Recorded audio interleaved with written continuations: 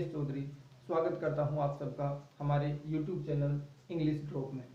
आज हम बात करेंगे इंग्लिश के बेसिक्स के बारे में।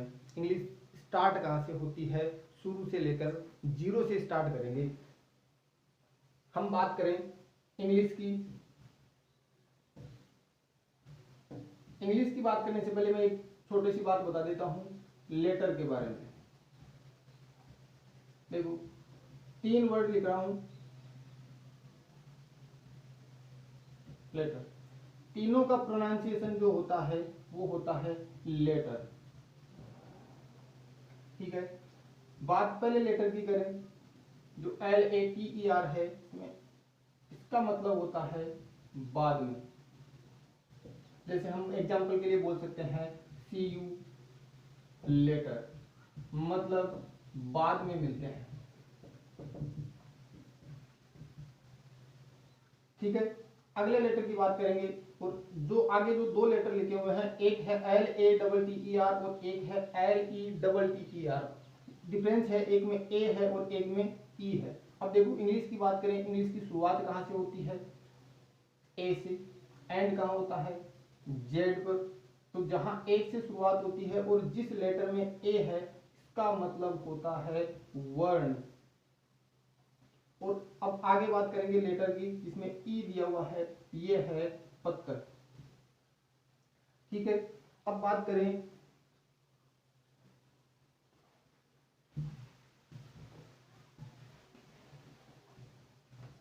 इंग्लिश के बारे में। इंग्लिश में जो लेटर होते हैं वो होते हैं टोटल 26 लेटर। 26 लेटर से हमारी जो पूरी इंग्लिश लैंग्वेज है, जो पूरा इंग्लिश सब्जेक्ट है वो बना हुआ है। अब जो 26 जो लेटर्स दिए हुए हैं उनको 2 पार्ट में डिवाइड किया गया है। एक होता है वोवल्स, पहला होता है वोवल्स और दूसरा होता है कॉन्सोनेंट्स।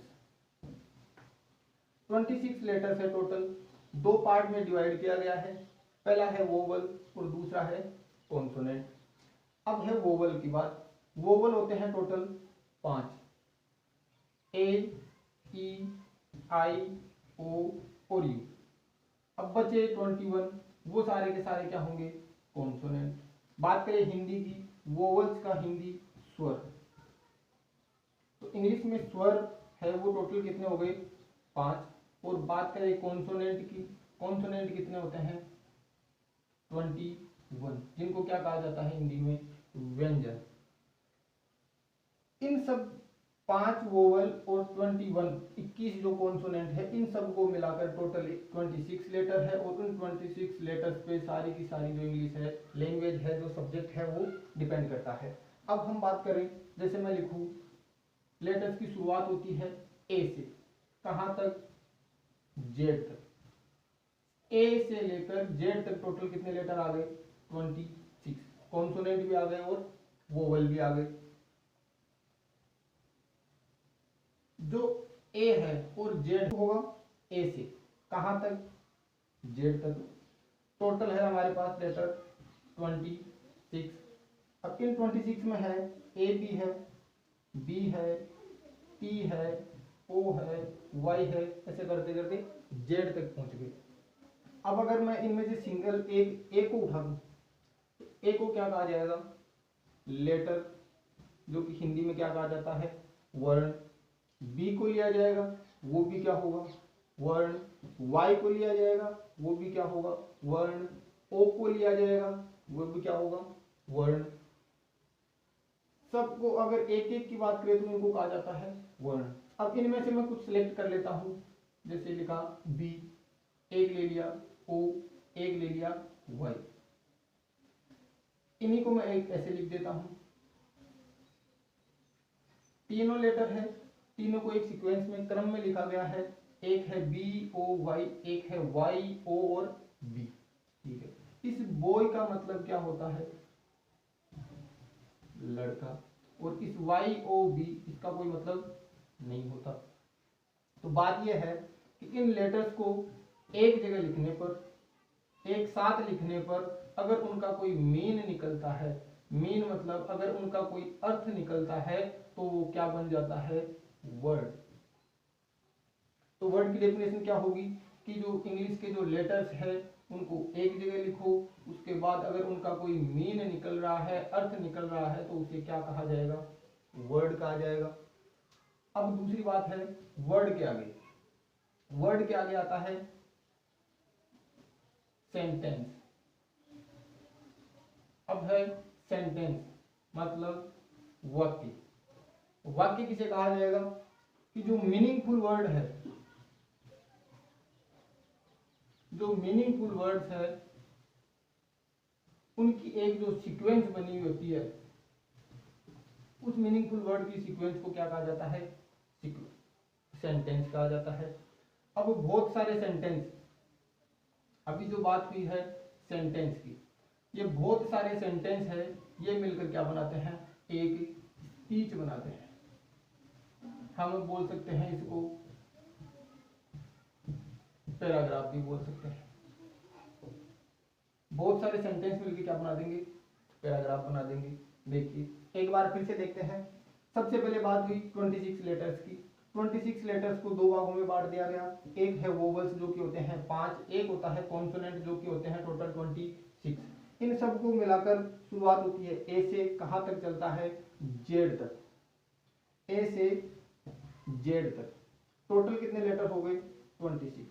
अगर इन लेटर्स 26 लेटर्स को एक एक करके देखेंगे, A B I M N जो भी है, अगर इनको एक एक की बात करेंगे तब तो इनको क्या कहा जाएगा, वर्ण कहा जाएगा। अब बात हो रही है वर्ण के बाद में दूसरा था, वर्ण के बाद में पहले हो गया लेटर,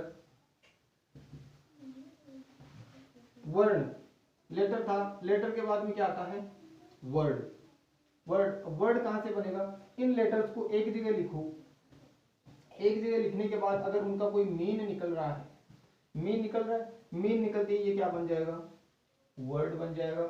वर्ड के बाद किसका नंबर आएगा, सेंटेंस का।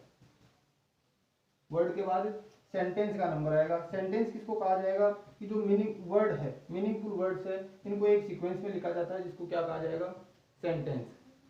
ठीक है, सेंटेंस के बाद किसका नंबर की, अगर बहुत सारे सेंटेंस को मिलाकर एक जगह लिखा जाता है, लाइन टू लाइन लिखते जाते हैं, इन सब सेंटेंस का एक ग्रुप होता है, ग्रुप को क्या कहा जाएगा, स्पीच कहा जाएगा या फिर क्या कहा जाएगा, पैराग्राफ कहा जाएगा।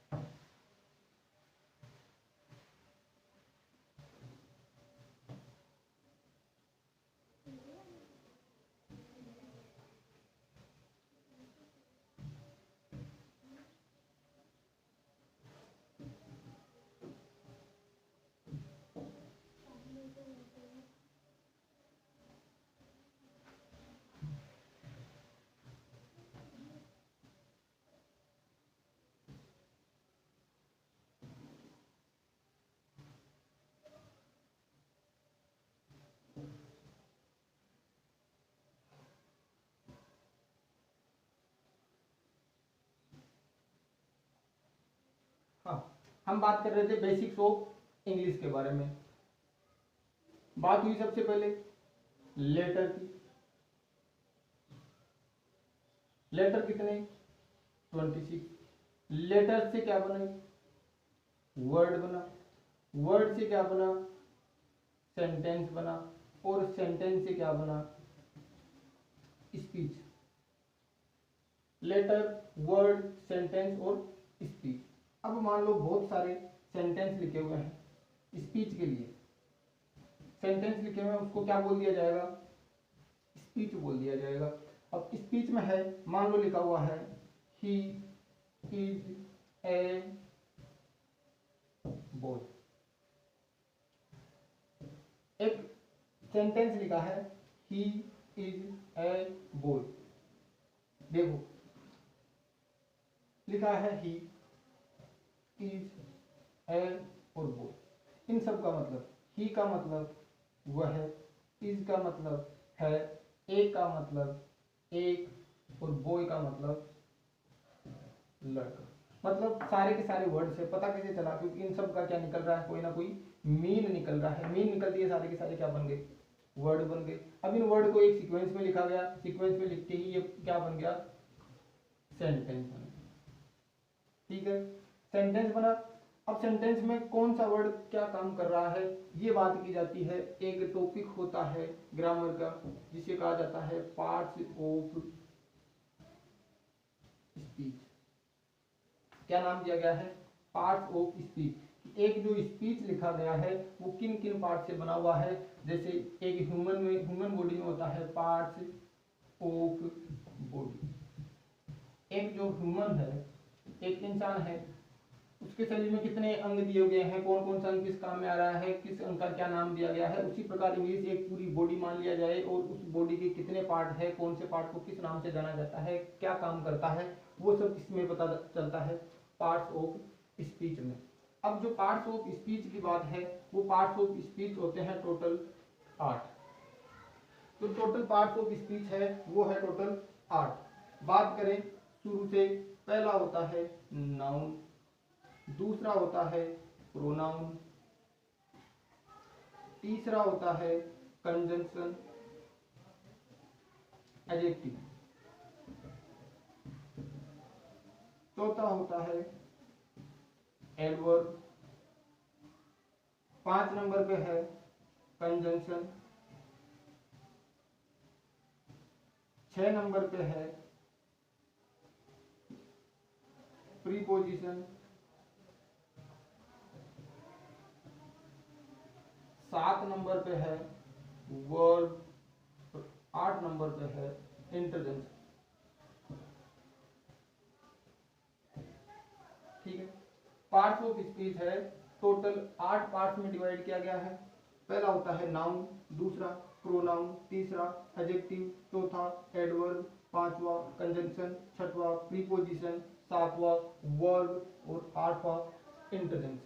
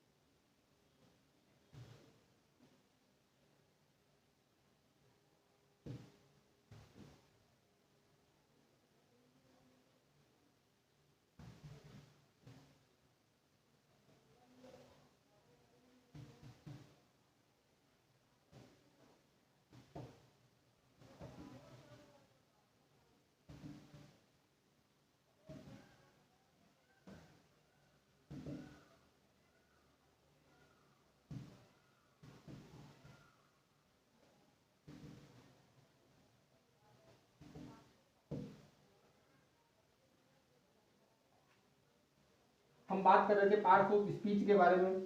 टोटल कितने होते हैं, 8। जो मेन पार्ट्स ऑफ स्पीच है वो टोटल कितने होते हैं, 8। उनमें पहला है नाउन। देखिए बात करें नाउन की, नाउन क्या होता है। आज हम सिर्फ इनकी सामान्य जानकारी लेंगे एक बार कि कौन सा वर्ड क्या होता है, किस काम में आता है। फिर आगे जैसे जैसे एक बार ये कंप्लीट बेसिक कंप्लीट हो जाएगा, उसके बाद एक एक करके पूरी सबको डिटेल से पढ़ेंगे। तो सबसे पहले मैं बात करूंगा नाउन के बारे में। नाउन है वो होता है नेम। मतलब नाउन का मतलब होता है नेम, एन से नाउन और एन से नेम। नाउन का मतलब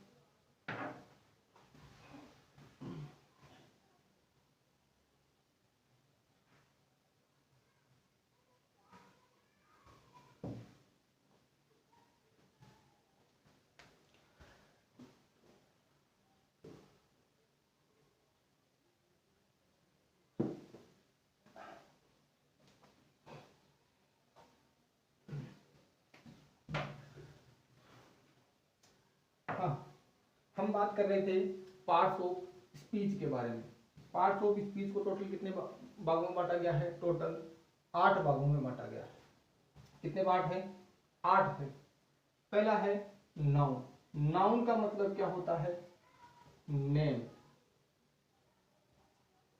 नाउन की अगर एक छोटी डेफिनेशन देखी जाए, नाउन की छोटी डेफिनेशन मतलब होती है all the naming word is noun. मतलब इस जितने भी सारे नाम दिए गए हैं, सारे के सारे नाम क्या होते हैं? नाउन होते हैं। नाउन को हम डिनोट कर लेते हैं एन से। अगला वर्ड दिया गया है प्रोनाउन। प्रोनाउन किसे कहा जाता है? प्रोनाउन का मतलब होता है एक ऐसा वर्ड जो क्या करता है? रिप्लेस करता है। रिप्लेस करने का काम करता है किसको? नाउन को। प्रोनाउन किसे कहा जाएगा? एक ऐसा वर्ड जो रिप्लेस करता है, उसकी जगह काम करता है, उसे हटाकर उसकी जगह काम करना शुरू कर देता है, उसे कहा जाता है प्रोनाउन। अब ये रिप्लेस जो प्रोनाउन है वो रिप्लेस किसको करता है? नाउन को। मतलब जो प्रोनाउन है वो नाउन की जगह काम करता है। मान लीजिए यहाँ पर एक नाम लिखा गया है मोहन इज ए टीचर। अब यहाँ पर एक नाम दिया गया है, नाम होते ही ये क्या हो गया? नाउन हो गया। अब मैं आगे लिखूं he is 30 year old. Mohan कितने साल का हो गया? 30 साल का है। Mohan is a teacher. अब यहाँ पर नाम लिखा गया है, मतलब ये क्या हो गया? नाउन। और वह कितने साल का है? 30 साल का है। यह ही वह किसकी बात कर रहा है? मोहन के बारे में बात कर रहा है। मतलब जो नाउन के बारे में बात करे उसे क्या कहा जाएगा? प्रोनाउन कहा जाएगा। नाउन हो गया नाम, जो नाम की जगह आए उसे क्या कहेंगे? प्रोनाउन। जो नाउन को रिप्लेस करेगा उसको क्या कहा जाएगा? प्रोनाउन कहा जाएगा। आगे वर्ड दिया गया है एडजेक्टिव। अब बात करेंगे एडजेक्टिव क्या होता है, क्या काम आता है। देखो यहाँ पे लिखा हुआ है नाउन हो गया, प्रोनाउन हो गया। अब बात हो रही है एडजेक्टिव की। एडजेक्टिव का मतलब होता है क्वालिफाई करना। क्वालिफाई करना। अब क्वालिफाई किसको करेगा? नाउन को करेगा और साथ में किसको करेगा? प्रोनाउन को करेगा। मतलब एडजेक्टिव एक ऐसा वर्ड होता है जो क्वालिटी बताता है, क्वालिफाई करता है, या फिर विशेषता बताता है किसकी? नाउन और प्रोनाउन की। तो एडजेक्टिव का मतलब हम कह सकते हैं कि एक ऐसा शब्द, एक ऐसा वर्ड जो क्वालिफाई करता है किसको? नाउन और प्रोनाउन को, उसे क्या कहा जाएगा? एडजेक्टिव कहा जाएगा। बात हो गई नाउन की। सारे के सारे नाम नाउन। जो नाउन को रिप्लेस करे वो प्रोनाउन। जो नाउन और प्रोनाउन दोनों की क्वालिटी बताए, विशेषता बताए, क्वालिफाई करे उसे कहा जाएगा एडजेक्टिव। अब बात हो रही है एडवर्ब की।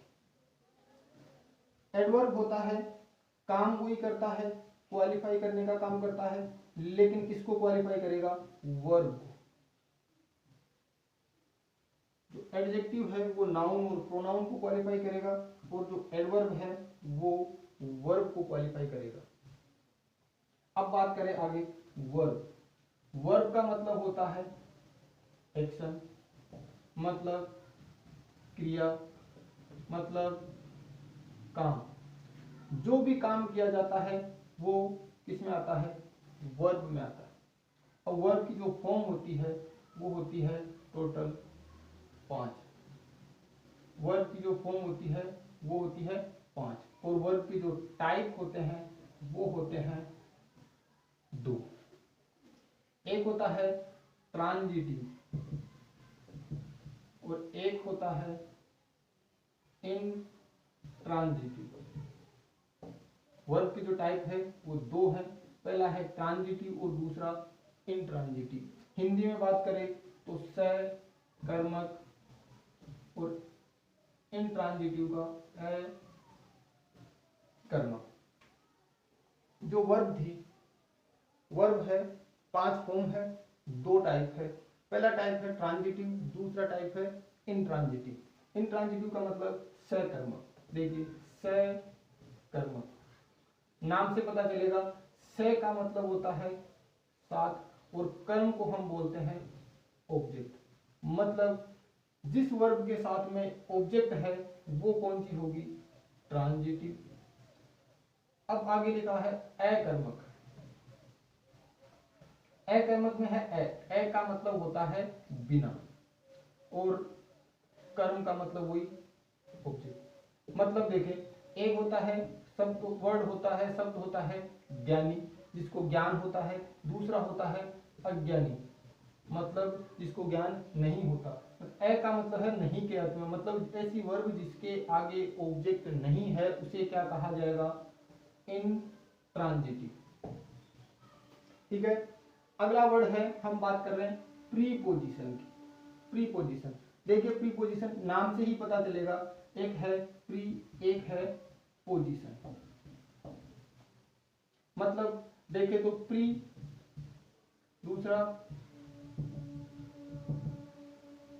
पोजीशन। प्री का मतलब होता है पहले, पोजीशन का मतलब स्थिति या फिर स्थान, स्थिति या फिर स्थान। प्रीपोजिशन का मतलब होता है प्री और पोजीशन। प्री का मतलब पहले, पोजीशन का मतलब स्थान, किसके पहले, एन अपॉन पी। एन का मतलब नाउन, पी का मतलब प्रोनाउन। एक ऐसा शब्द जो होता है जिसका स्थान होता है नाउन और प्रोनाउन से पहले, या फिर होता है नाउन और प्रोनाउन से पहले लगता है और उनकी पोजीशन बताता है, उसे क्या कहा जाएगा, प्रीपोजिशन। देखिए, नाउन और प्रोनाउन से पहले लगता है और पोजीशन बताता है कौन, प्रीपोजिशन। ठीक है, अगला वर्ड देखें, अगला है कंजंक्शन। कंजंक्शन का मतलब होता है जोड़ना। कंजंक्शन क्या काम करता है, जोड़ने का काम करता है। जैसे जोड़ने का काम करता है फेविकोल। जिस प्रकार फेविकोल है वो दो वस्तुओं को जोड़ने का काम करता है, उसी प्रकार जो कंजंक्शन है वो इंग्लिश में दो सेंटेंस को जोड़ता है, दो सेंटेंस के पार्ट्स को जोड़ने का काम करता है। खुद नहीं जुड़ता, जिस प्रकार फेविकोल खुद नहीं जुड़ता दूसरों को जोड़ता है, उसी प्रकार कंजंक्शन खुद न जुड़कर दूसरों को जोड़ने का काम करता है। लास्ट बात करें, 8 नंबर पे है इंटरजंक्शन। एक बहुत इजी है, नाम बड़ा है, काम छोटा है। मतलब है, यहां पे मैं लिखूं अलास, आगे है एक्सक्लेमेटरी साइन। मतलब जहां एक्सक्लेमेटरी साइन आ जाए, विस्मयादि बोधक चिन्ह आ जाए, उस विस्मयादि बोधक चिन्ह से पहले जो वर्ड लिखा हुआ है उसे क्या कहा जाता है, इंटरजंक्शन कहा जाता है।